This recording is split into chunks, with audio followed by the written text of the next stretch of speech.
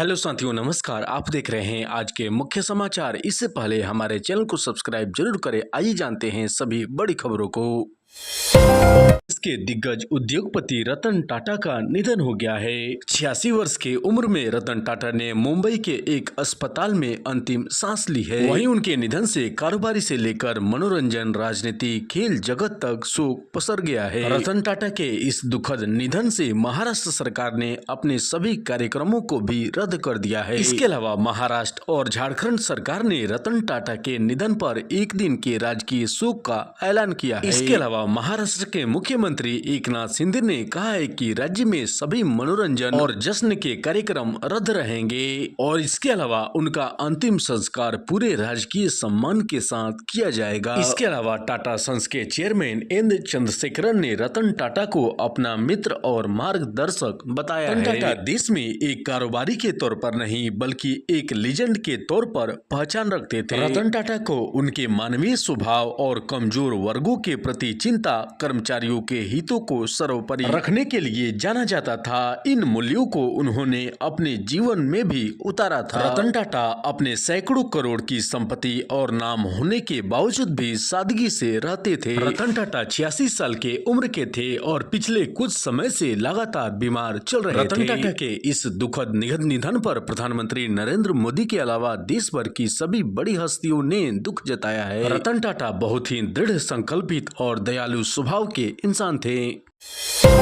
हाल ही में संपन्न हुए जम्मू कश्मीर विधानसभा चुनाव में कांग्रेस और नेशनल कॉन्फ्रेंस गठबंधन को जीत मिला है। जीत के बाद नेशनल कॉन्फ्रेंस के उपाध्यक्ष उमर अब्दुल्ला ने एक अहम घोषणा की है। उमर अब्दुल्ला ने कहा है कि नई सरकार की पहली कैबिनेट के बैठक में जम्मू कश्मीर को राज्य का दर्जा बहाल करने की मांग का प्रस्ताव पारित किया जाएगा और इस तरह से उमर अब्दुल्ला ने राज्य का दर्जा बहाल करने की अपनी पुरानी मांग को फिर से दोहराया है। इससे पहले साल 2019 में अनुच्छेद 370 हटाए जाने के बाद जम्मू कश्मीर को राज्य का दर्जा रद्द कर दिया गया था। इसके अलावा उमर अब्दुल्ला ने कहा है कि नई सरकार का पहला काम राज्य का दर्जा बहाल करने की मांग का प्रस्ताव पास करना होना चाहिए।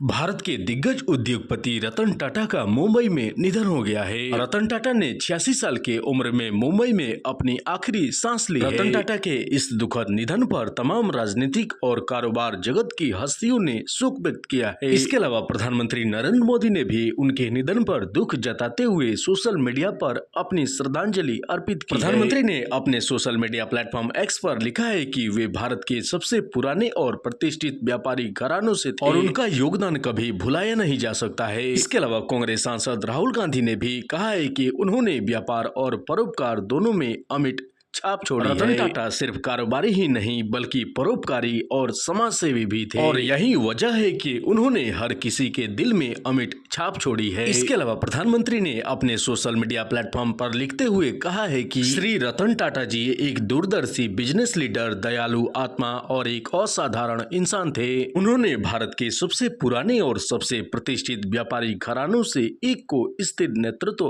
प्रदान किया और उनके इस योगदान को कभी भुलाया नहीं जा सकता है।